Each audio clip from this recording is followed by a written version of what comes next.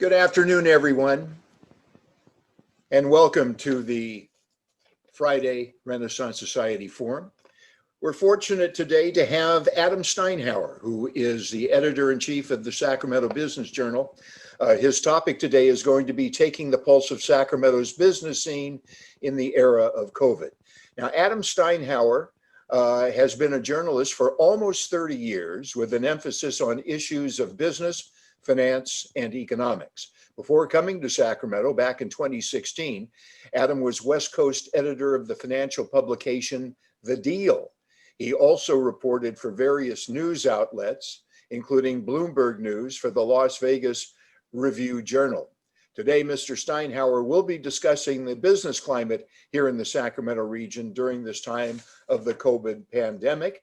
He'll review the current state of the economy, how it might have been impacted, and what could be on the horizon. And he'll also assess the damage, estimate the recovery, and review other critical issues related to the welfare of our region's economy.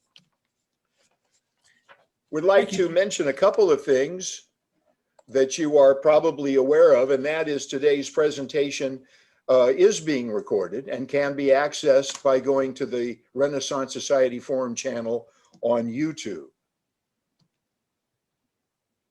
During the presentation, if you have a question, go to the Q&A icon at the bottom of the screen, enter the question into the text box. It will be addressed at the end of the presentation. However, you'll note that the chat function has been disabled.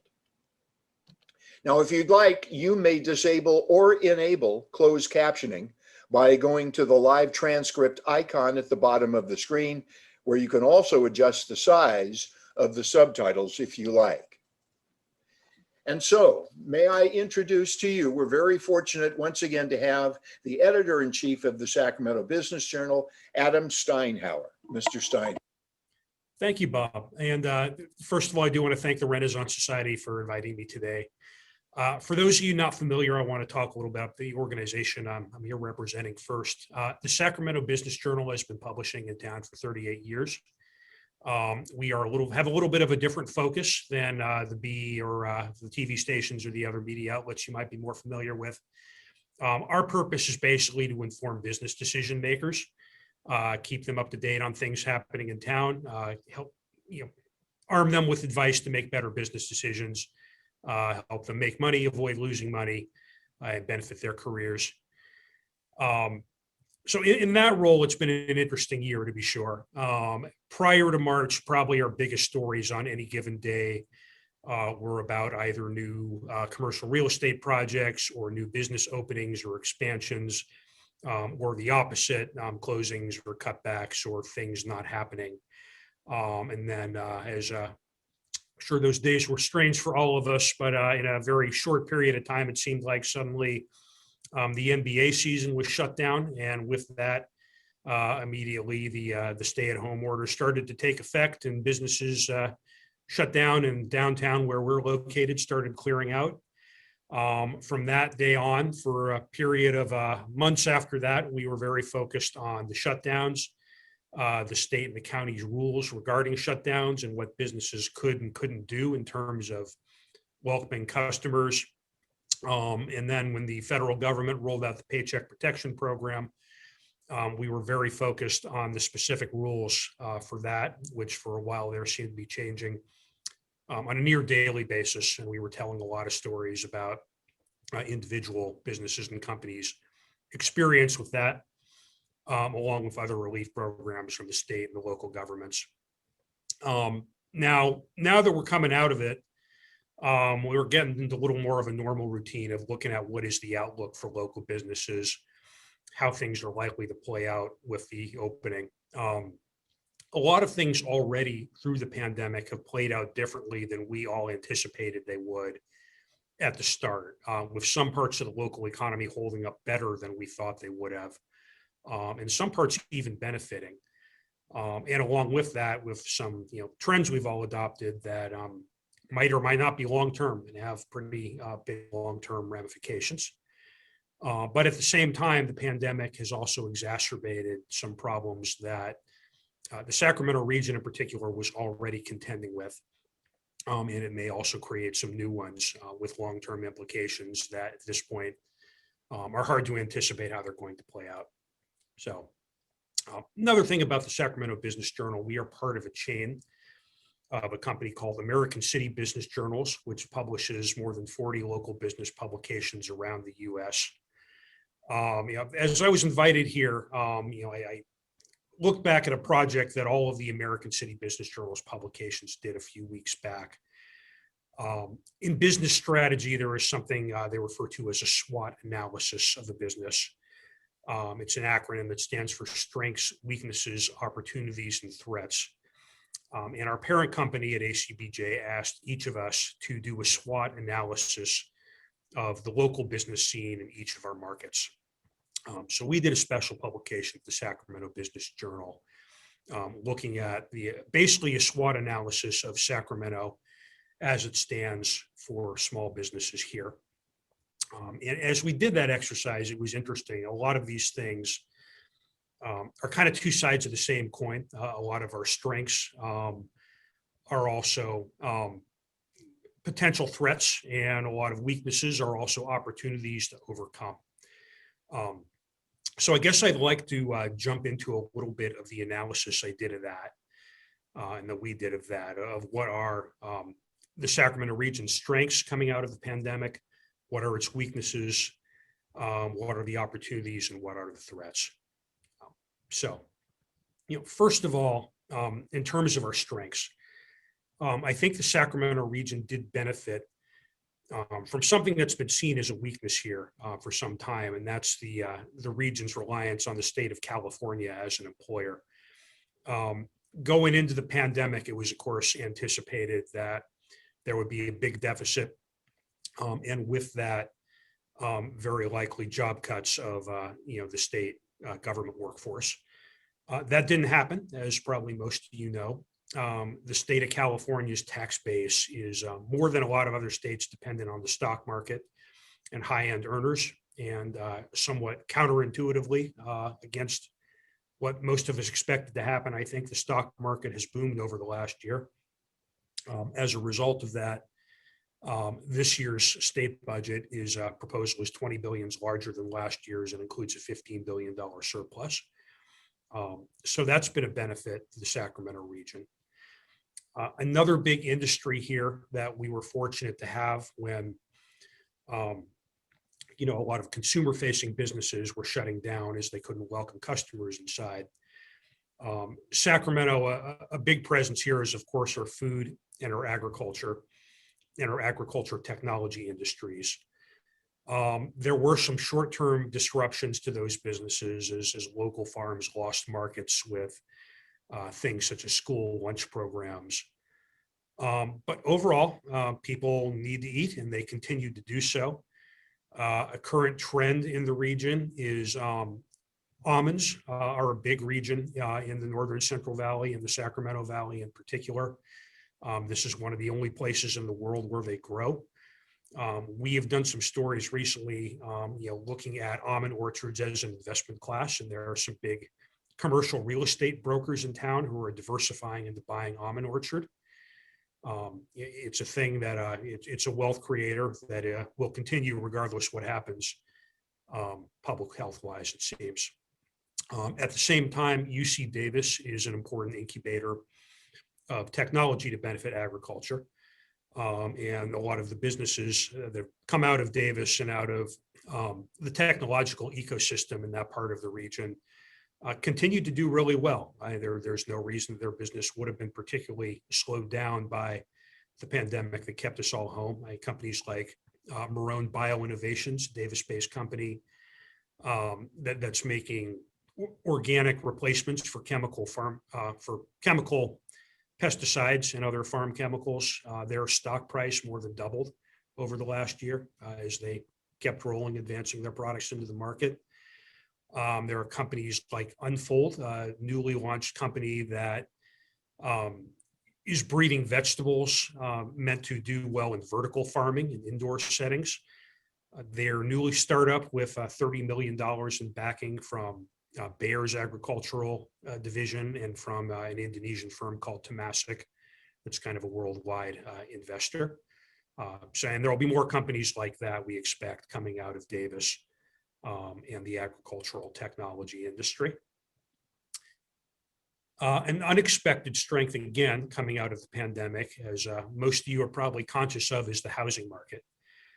Realtor.com has forecast Sacramento region to be the hottest housing market in the country in 2021.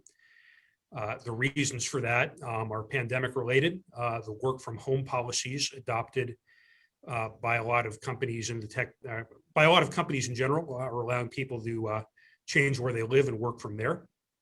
That's led many people in the tech industry in the Bay Area who are tired of the housing prices out there to trade up into a larger house out here or into the same size house for a much smaller mortgage. That's good for now, of course, for those of us who own homes. It's a lot of real estate wealth being created, a lot of potential opportunity for home builders and then people in that industry in general.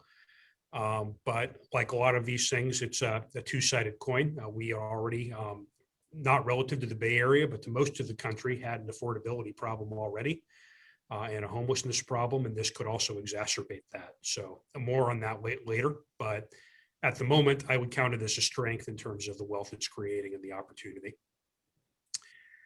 Something a lot of you might have been less conscious of, we are also currently in the midst of an industrial real estate boom.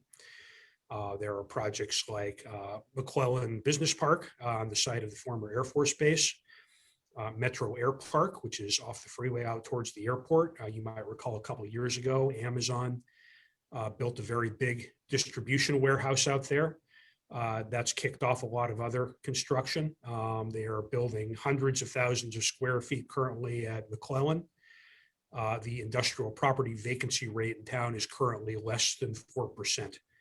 So there's a lot farther they can go in terms of building factory and industrial property here. A lot of that is, some of that is again pandemic related in terms of speeding up a trend that was happening before. More and more of the consumer economy is being taken over by e-commerce.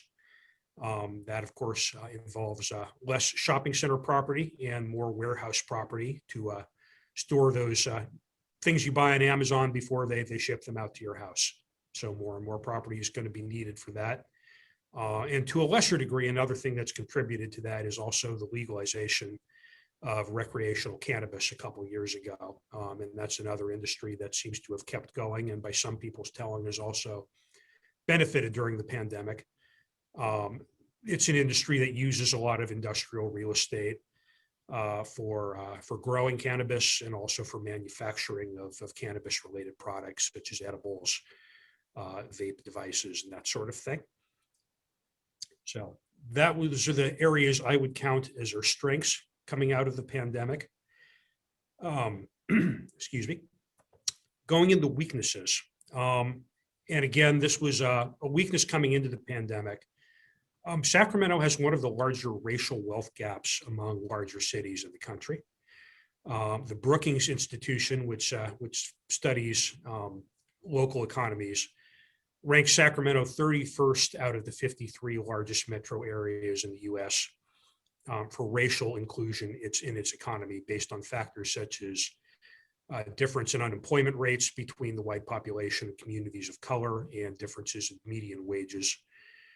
Brookings Institution also ranks Sacramento 30th for geographic inclusion, measuring those differences between our most advantaged and our most disadvantaged neighborhoods. Now, I should say that those rankings are based on numbers that Brookings gathered from 2009 through 2019. So we don't have those numbers from since the pandemic, but it's reasonable to expect that they've very likely gotten worse since the pandemic, as it's been pretty well documented that the economic impacts of the pandemic has fallen most heavily on disadvantaged communities, communities of color in terms of service industries, things like that, where folks can't work from home, businesses that have to shut down, and businesses whose workers are most exposed to potentially being infected with the coronavirus. Along similar lines, you all probably remember a couple of years ago when pretty much all of us in the news media were writing about Sacramento's renaissance as a culinary destination, and all of the excellent restaurants that were opening in town, and the city's self-promotion and the identity it was growing as a culinary destination. As I'm sure we're all aware, this has been very bad for the restaurant industry, also for retail and for personal services. But I'm sure you are all wondering about your favorite restaurant and how they're faring. Some of our favorites like Biba and Espanol Italian restaurant are shut down. According to Yelp, some 1,500 Sacramento area businesses closed in the second quarter alone. It's not known if how many of those are temporary closures and how many of those are permanent.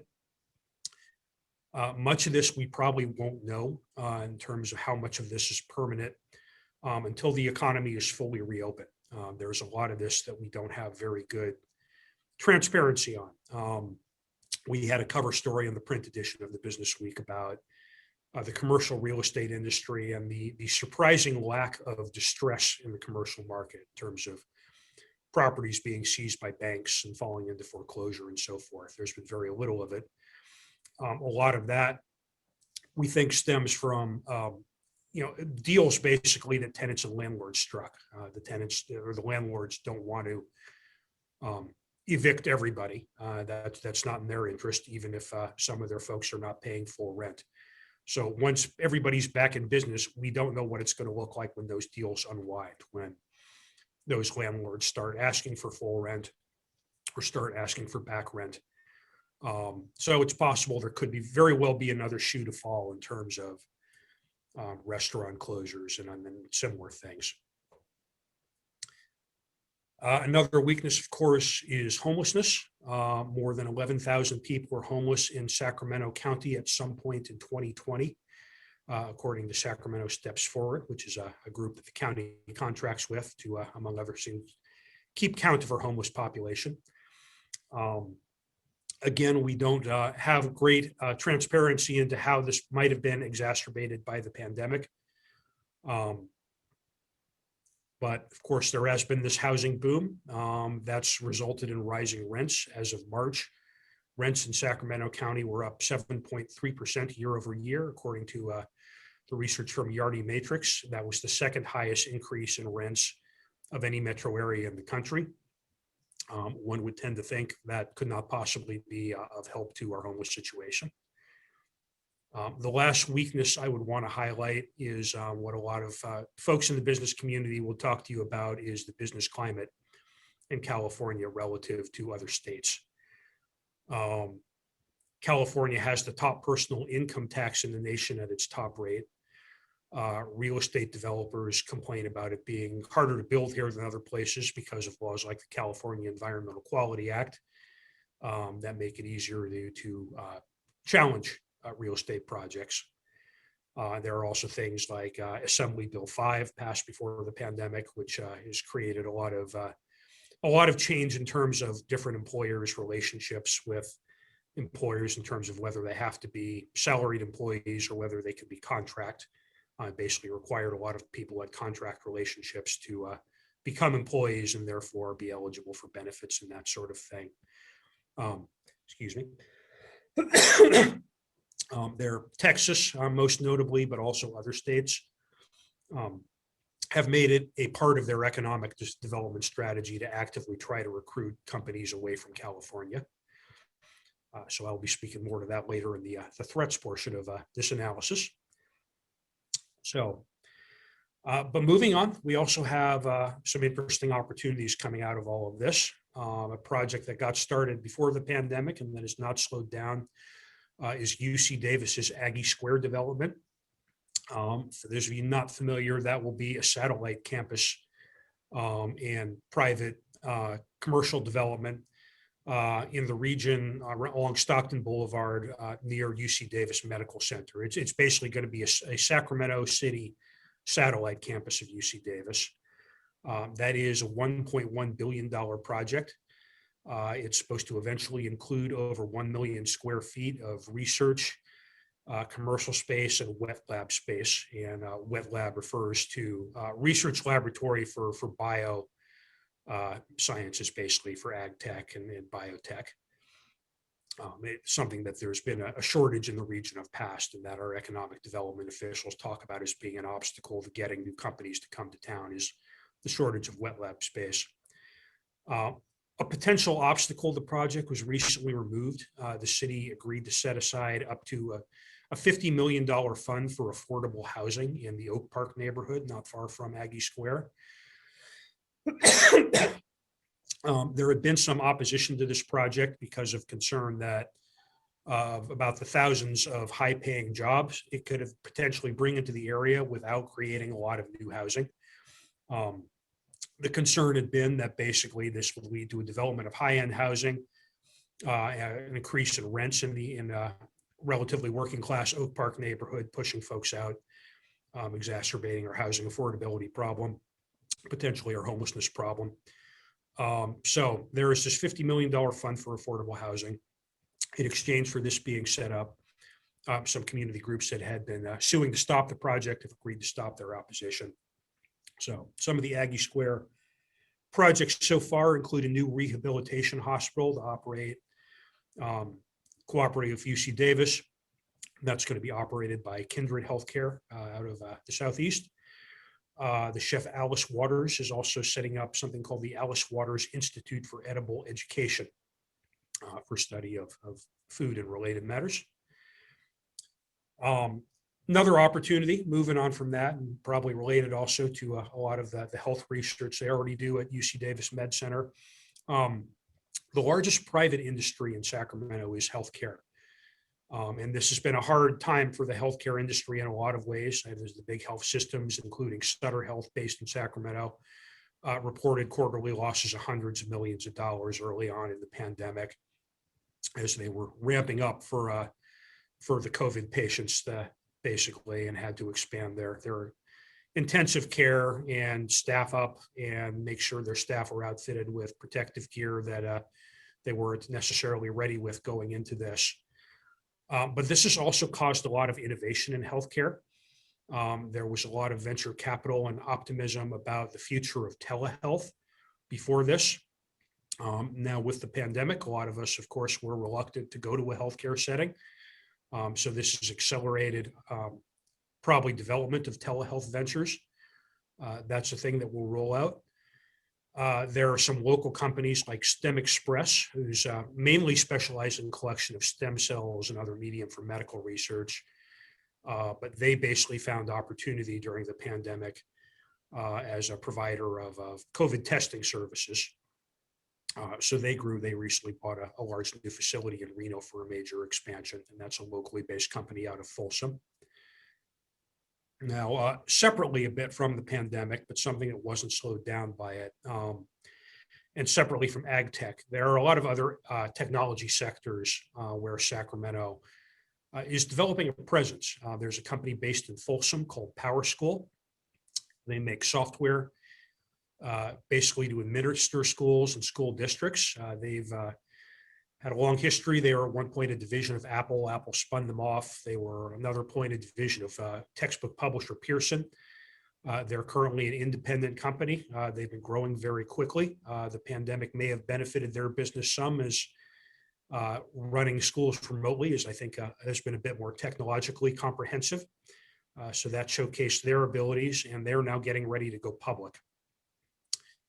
Another local company in an area where Sacramento's tech system kind of accelerates is a company called Origin Materials. They basically have developed a form of recyclable plastic made out of wood chips rather than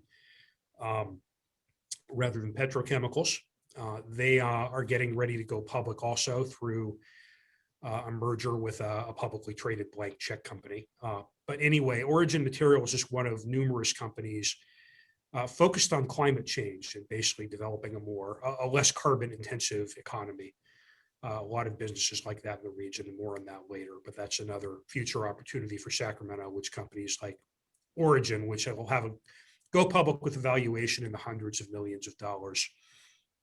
Another company along those lines is a company called LoanPal. They basically are, their specialty is finding financing for solar installations and for home efficiency improvements, basically for energy efficiency improvements.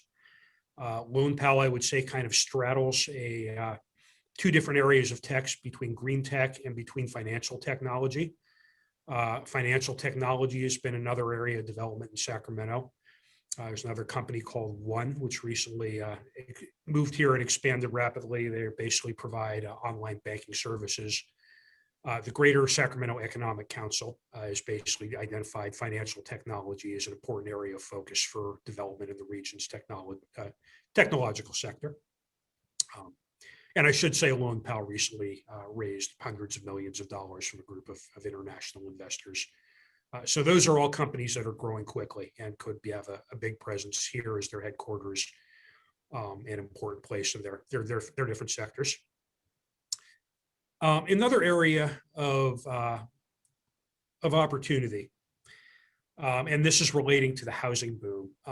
The tech industry could benefit by the influx of workers from the Bay Area. Again, a lot of those are tech workers out of companies like Facebook, who are able to live here now with the work from home policy. And now that they're here, a lot of folks who track these things expect it's likely that eventually them will leave their Bay Area based companies. They could very well end up being adding to an upgraded workforce for our local technology companies. A lot of them are also likely to start their own companies. So they could contribute to our startup ecosystem too.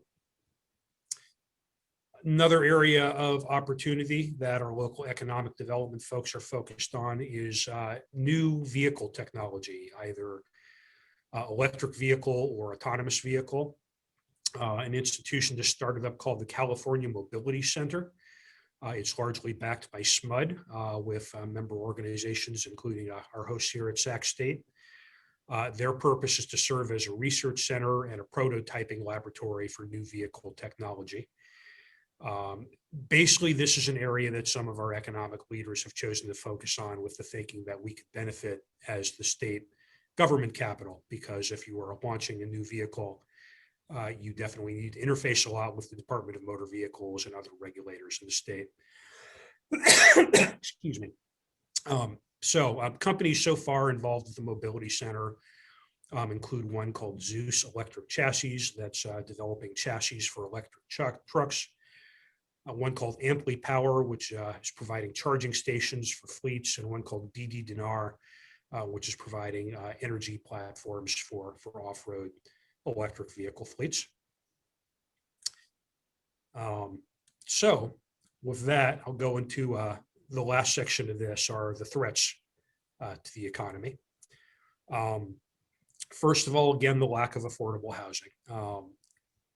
We are cheap relative to the Bay Area, but still expensive, relatively speaking, for a lot of our neighbors here in Sacramento. And so that's an issue that will need to be addressed. Dealing with the affordable housing crisis statewide was a pretty high priority for the Newsom administration and for the legislature going into the pandemic. We'll see. There's been a recent ordinance passed by the city of Sacramento that will allow more development of multifamily housing within neighborhoods that have been single family. It basically makes for there to be no single family zoning within the city of Sacramento. So you might see a few more duplexes and quadplexes in residential, mostly single family residential neighborhoods. The city has also been trying to streamline the building permit process. So these are all things that could be incremental in and of themselves, but it's hope over time will make a dent in our affordability problem. Another threat coming, although it benefited us in this past year, is again our reliance on state government as an employer. Now, the state had a budget surplus this year, but again, that was because of the booming stock market. That was a thing probably not a lot of people would have anticipated going into the pandemic. And it's not a thing that we can count on repeating in coming years. So currently projections are for a budget deficit of $7.6 billion next year, and $11 billion the year after that. So it's unlikely we could look to the state as a source of expansion, and who knows, maybe there could be cuts and it could be a liability for our economy going forward. Along with that, there's long been a kind of something a lot of people have viewed as a slow moving crisis in the state's pension fund for state and local government workers. The state pension is currently 70% funded for all of the pension obligations it's anticipated to have with state retirees. To backfill that, it needs to achieve a 7% return on its investments. Again, this past year was good for it. It topped that in each of the last 2 calendar years. But time will tell if it'll be able to do that over time. And there's currently undergoing a bit of transition and a bit of chaos there, frankly. Their last chief investment officer, frankly, resigned under a little bit of controversy after some criticism of his personal investments in vehicles that the state was also investment with, raising some conflict of interest concerns. To the extent that CalPERS falls short of meeting its return objectives, that could likely means cuts in state and local government services or rising taxes because the pension obligations, unlike those of us with 401ks, those pension obligations are a contractual obligation that the state has to meet. So it will do so one way or the other. Another threat, and this goes along with concerns about California's business environment. There has recently been an exodus of large employers out of the state. None of these so far that we know of have been big Sacramento area companies, but out of the Bay Area, Hewlett-Packard Enterprise recently changed its headquarters, moving out of California. Oracle is moving out of California. Elon Musk, the founder of Tesla, has moved his primary residence out of California, although Tesla remains officially based in Palo Alto. So there is concern about more large employers moving. Sacramento has a bit of an advantage over the Bay Area in that we don't have their housing costs, of course, but we do in fact have all the same laws and regulation and tax structure. So that could hit home eventually. One last point I want to raise, and again, this is 2 sides of the same coin, and that is the environment and climate change. All of you recall the wildfires last summer, no doubt, in the days of smoke-filled air. I have not seen any comprehensive study of what that meant for economic activity, but couldn't possibly be good. Those fires that we've historically had fire problems in our Sierra foothill communities of the Sacramento region. Reasonable to expect that that is a risk going forward. And of course, we appear to be going into, well, the governor hasn't declared it for the Sacramento region, into a drought again this year. And we recently had a photo slideshow of how low Folsom Lake is at the moment. And it's pretty harrowing. A lot of docks sitting on dry land and lifeguard stations that are far away from the water's edge if you haven't made it out there to hike recently. Now, this is a risk, but a lot of people in Sacramento are also embracing it as an opportunity, again, with companies like Origin Materials and Lone Pal, and with companies that are likely to come out of the mobility center. That could be a lot of economic opportunity in addressing the problem of climate change. So that's my overview. And I think with that, I want to introduce Christy Brazil with us here. And I think she'll be moderating questions if you have any. Thank you very, very much, Adam. What an excellent overview of the state of our business and a good model to help us get to that. Yes, we've had a number of questions come in. There probably will be more as we continue here. First question was, do you have any comment on a potential buyer for the Republic soccer team? Excellent question. And the short answer is no. We haven't heard. We've seen comments from the mayor's office and from Kevin Nagel, the local investor who's currently the majority owner. They say that talks are going well with some potential buyers, but we haven't heard word on who those are. And for those unfamiliar, if there is anybody, it should be said, that's Probably another point I should have mentioned in terms of economic opportunity or threat, maybe if that doesn't come through. The rail yards area north of downtown is one of the largest urban infill developments in the country. That's just a big open area that used to be Union Pacific rail maintenance area that's now available for development. Kaiser's going to be building a big hospital, and we understand they're still going forward with that project from everything they've indicated. But another keystone to that project was going to be the public soccer stadium when they joined Major League Soccer. And now that stadium project's on hold. So we'll see. That's a great lead in. Actually, someone else asked about any additional comments you might make about the proposed development for the rail yard and its implications. Yeah, I mean, just Kaiser, I know recently opened an office near that area to oversee their development plans there. So there is a reason to be optimistic that they're going forward. I mean, on the flip side of that, Kaiser in the Bay Area recently canceled plans for a new headquarters in Oakland early on in the pandemic. But they seem to be going forward in the rail yards from every indication. There's also some housing development happened there, some affordable and market rate multifamily development. But from all of the models and then plans I had seen in the rail yards before the past year, the model seemed to involve crowds there for soccer games and a lot of retail and restaurant development, not dissimilar from what they've done with the area around Capitol Mall with Golden One Center. So all of that is, I guess, of course, in question until we know what's happening with the Republic's future. Okay. Someone's asking if there's a difference between how the downtown area has been hit in a business sense versus the midtown area. Do you think there's any differentiation between those two and any solutions? I would say so. Yeah, I mean, of course, most of the state has been told that they could work from home throughout this. And there's even some talk of making that long-term or permanent. The state workers have not been asked to come back down to the office. And the state workforce represents a lot of the downtown population during the day in office buildings there. So our office is downtown. I am here right now at 555 Capitol. And I can tell you that in the last year, I've gotten to my office for one reason or another, maybe once or twice a month at the most. I am the only one in our office space today, and it's rather bleak and ghost town-like down here. A lot of the restaurants I liked that were here to go to lunch are not open.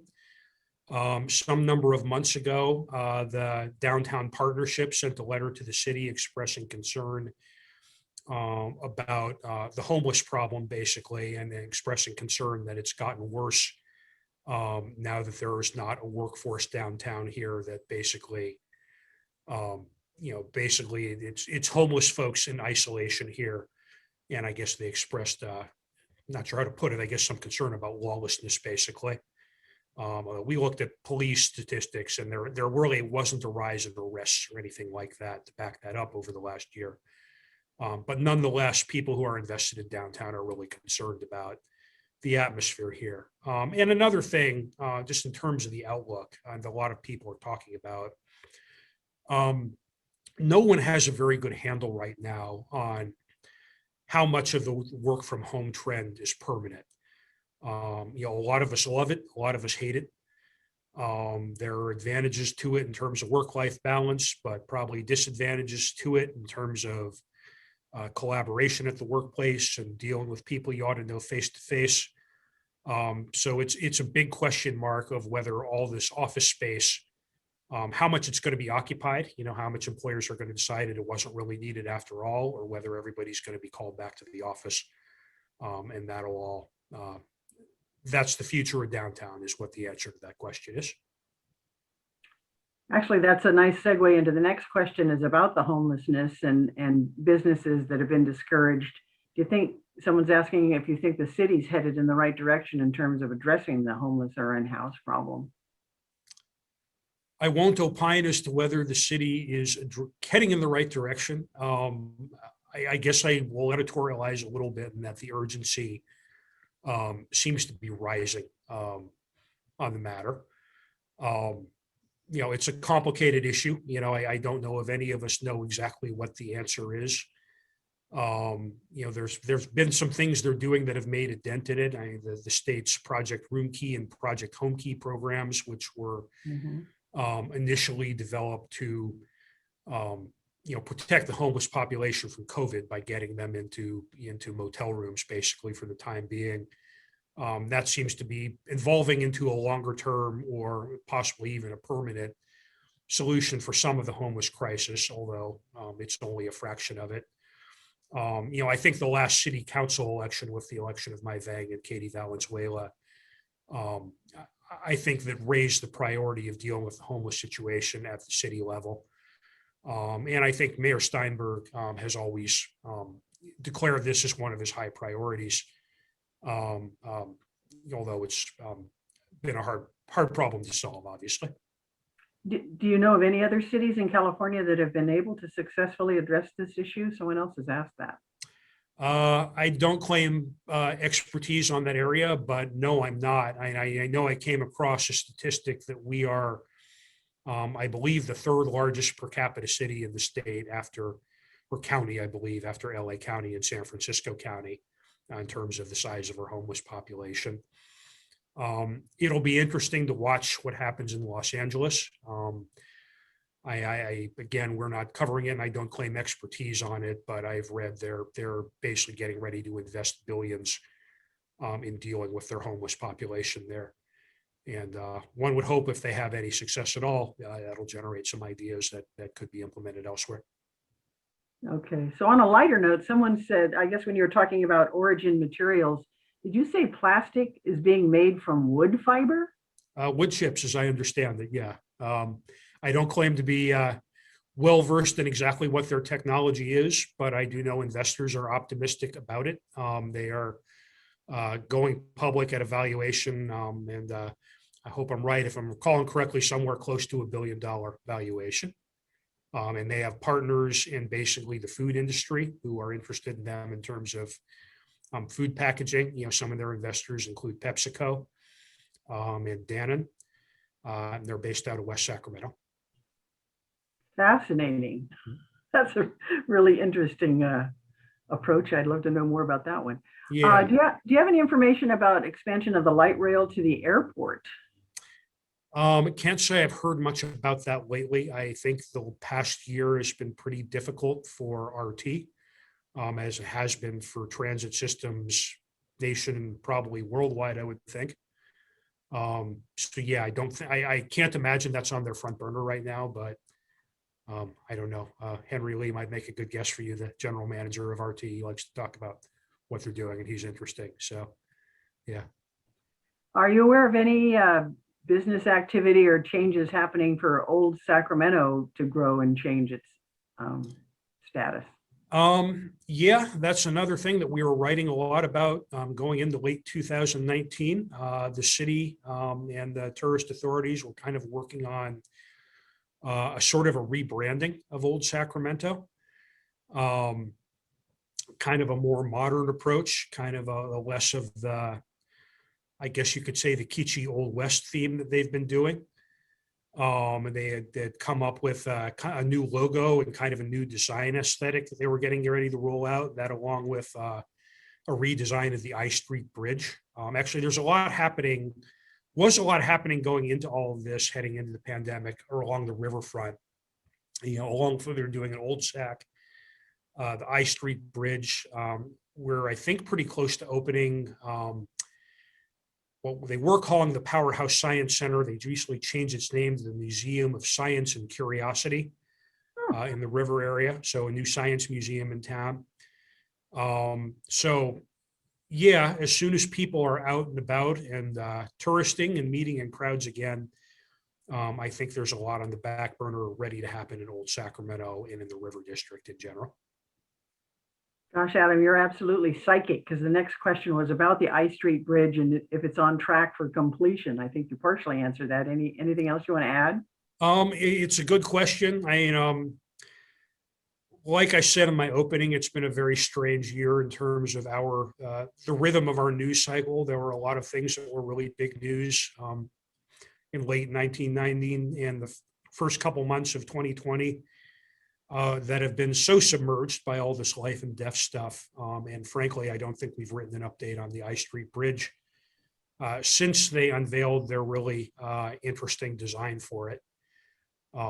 So I haven't heard one way or the other if that's on track, so I can't vouch that it is, but I haven't heard that it isn't either. So. Okay. Someone's asking about the city permitting process. You mentioned that it's one of the barriers for business. Is there anything being done to streamline that or make it less costly or anything along those lines? My understanding is that the city has implemented more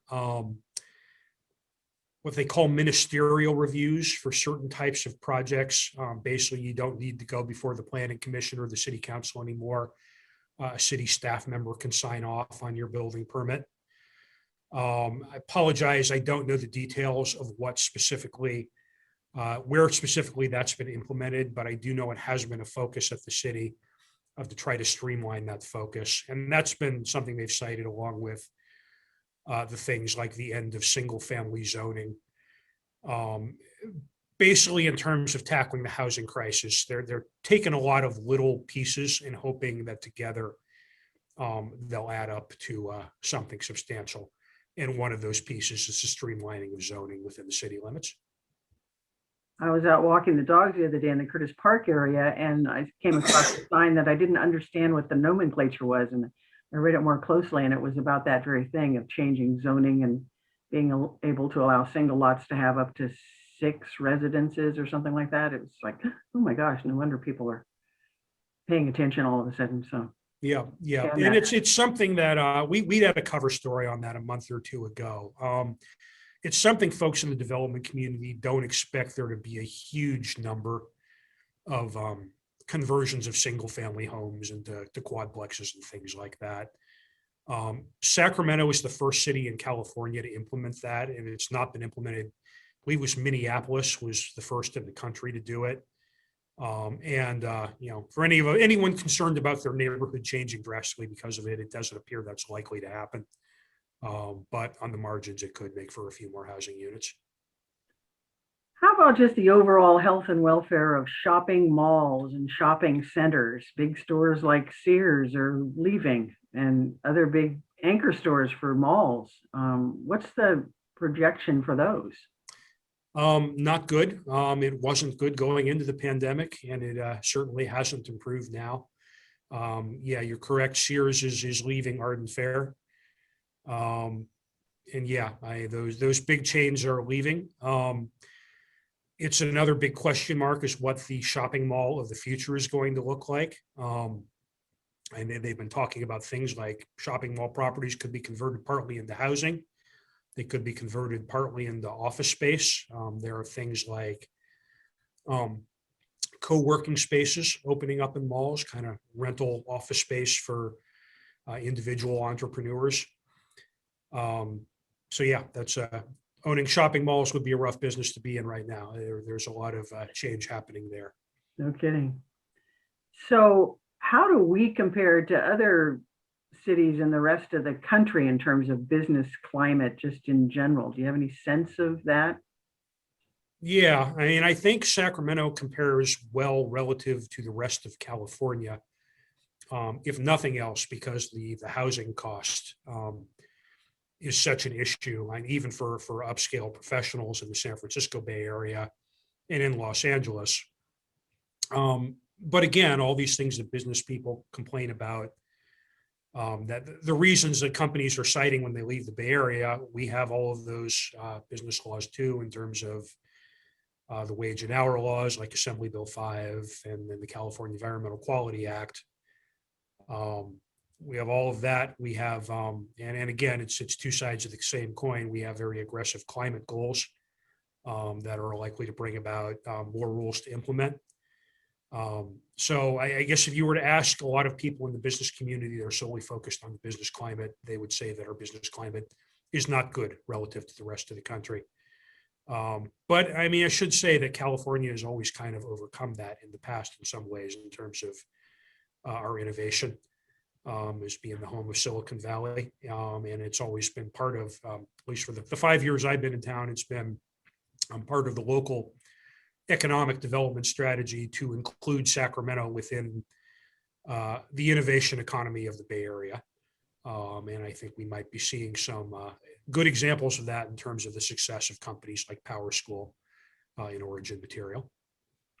Is California still the 5th largest economy in the world, or have we lost that status as a state? I haven't been tracking that day to day, but I believe I read that somewhere credible relatively recently. I think it is still the case. Okay. Yeah. We do have some strength there and resilience. And yeah, and keep in mind that we're still the center of the tech economy, and the tech economy did very well, at least by the measure of the stock market in 2020.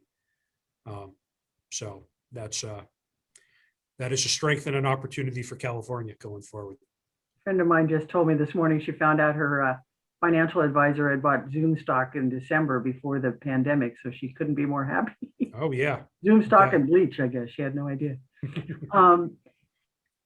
What about the Broadway corridor improvement? I know that they've been talking about doing that. Has that been put on a back burner, or is that making headway slowly but surely? What's going on with that? So far as I know, it's making headway. I actually live not far from there. I see apartments still under construction. I think like much of the rest of the emerging parts of the city, it's had a rough year in terms of, there was an interesting restaurant scene there and some interesting nightlife that's all been put on hold. We'll see coming out of this when things are allowed to fully reopen, what actually can reopen and what has been permanently damaged, what people are still willing to do. But I still see housing under development there. We are still writing about new housing proposals along the Broadway, Stockton Boulevard corridors. So I think that's all still on track. Okay. Do we anticipate that a lot of Silicon Valley employees may be taking jobs in technology here because they could be buying homes here, or any sense of that? That's one of the big questions. I mean, our understanding was that Facebook implemented the rule. Excuse me, my lights are going out, my motion sensor lights in my empty office. Facebook, for example, set a rule that employees could work from home, but they could move if they wanted to, but they wanted people within a 100-mile radius of a major Facebook office. So that puts Sacramento on the very edge of how far you can get from Facebook headquarters in Palo Alto. And I haven't seen it in a while, but at one point, the Greater Sacramento Economic Council had a tally going of Facebook engineers who were moving to the Sacramento region. And it was over 100 of them that they knew of just out of Facebook, that one company. So a lot of these folks are moving here, but we don't know. And a lot of tech companies have made statements stating or implying that the work from home policies are going to be permanent or semi-permanent. But you don't know. I mean, maybe in time they'll change their mind. I mean, it's been a lot of the work model of those companies to have people in the same room together, figuring out how to innovate new features for the iPhone or whatever. And they might find that doing that over Zoom is just not the same. There also might be informal things that bring people back. I mean, it might be understood after a while that if you want a promotion or if you want to be on the team for the most interesting upcoming project, you ought to be in the office, socializing with the boss once in a while. So all that's up in the air, but it is known that a lot of folks with those technology skills have bought homes out here the last year. And it's hoped that in some way or another, that'll contribute to the local tech ecosystem. And I should say, even before the pandemic, there were companies like Powerschool and Zenify, company that implements SAP software. There's an office in downtown Sacramento. A lot of companies that, with folks from the Bay Area or with close ties to Bay Area tech companies, we're already looking favorably upon Sacramento for its relatively cheap housing and livability. Now, Remains to be seen how the pandemic scrambles all of that. We were also a hot restaurant scene back then. We'll see if that remains the case coming out of it. All of it, we'll see, you know. So a lot of the questions and answers have been city-centric. What about Sacramento County in general? Is there any differentiation in terms of how business is doing in the county and the surrounding areas to the city? Yeah, I mean, I should say that, yeah, I would say so. There's some other, Folsom is an interesting area. Intel is probably, their operation in Folsom is probably the most important tech company in the Sacramento region. And there's a lot of ecosystem developed out of that. A lot of people who work there come out of there and start companies. Wilkesh Sakaria is general partner of our most prominent venture capital firm in town, I would say, Moneta Ventures. His history was as a consultant to Intel and Folsom. There are other startup companies by tech people who've come out of Intel. Powerschool that I mentioned is based in Intel. That's probably our largest, at this point, locally based tech company. Hope I'm correct on that point. I'll hear from whoever is if I'm not. But so Folsom has become an important tech center. Rancho Cordova is worth following too. Of course, Aerojet Rocketdyne was there. I guess they are a shadow of their former selves, but they still have about 1,400 people or so, I understand, doing back office, although Aerojet's moved its manufacturing to the southeastern US and various other parts of the country for a lot of reasons relating to the business climate, and they've moved their headquarters office to Southern California. But that's left a lot of open land, and there was a lot of optimism about potentially a big employer or employers moving to Rancho Cordova into a lot of office and research and manufacturing space that's kind of already ready to go with utilities and that sort of thing. Aerojet was marketing that. Now, that might have been disrupted not by the pandemic, but by the deal for Lockheed Martin to acquire Aerojet that happened over the last year. So I suspect a lot of decisions that were to be made about that property are in flux right now. But over time, some interesting things could be happening in Rancho Cordova. Great. So I think we got time for like one last question. You have a quick answer on what might be happening with the Arco Arena? Okay, testing my memory. It's been a while since we wrote about Arco. I know it was one of the sites being considered for the relocation of the Sacramento Zoo. So that's one possibility for it. Also, I believe the Kings have put forward a tentative plan for the redevelopment of it with, I believe, housing and some office space and other such. In the Thomas, it's always sensitive when there's a big new development that they don't want it to be more only just suburban style housing. They want more job centers out there. So whatever the city and the Kings ultimately decide to do with Arco, if it isn't the site of a zoo, I think the pressure is likely on them for it to be a job center of some sort. Okay. You're just an encyclopedia of answers. Thank you so much, Adam, and back to you, Bob. Thank you very much. Adam, thank you very much for the interesting assessment and all of the information. One moment, please. Okay. It takes me a while to do this. All right.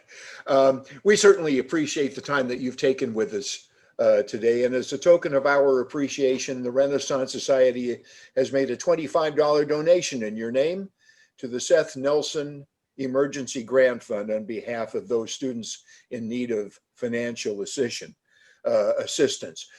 For our membership, a couple of notes, and you're probably aware that today's presentation was recorded for your convenience, and it can be accessed in a couple of different ways. You can go to the Renaissance Society website or on our forum channel on YouTube. One thing that you may not have been aware of is that the Renaissance Society will be electing a new board of directors.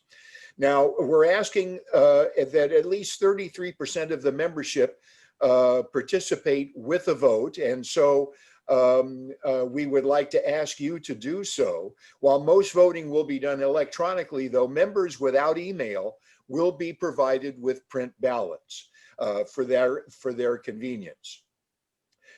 And you will be able to review the slate of candidates in the May Recorder newsletter coming out next month. So please make sure to vote, and also to remind other Renaissance members as well. We have an interesting presentation next week. Leslie Gilo-Jacobs will be talking about hot topics at the High Court. That will be next Friday's forum, so you're not going to want to miss that. In the meantime, have a terrific rest of your day. Have a great weekend, and thanks for joining.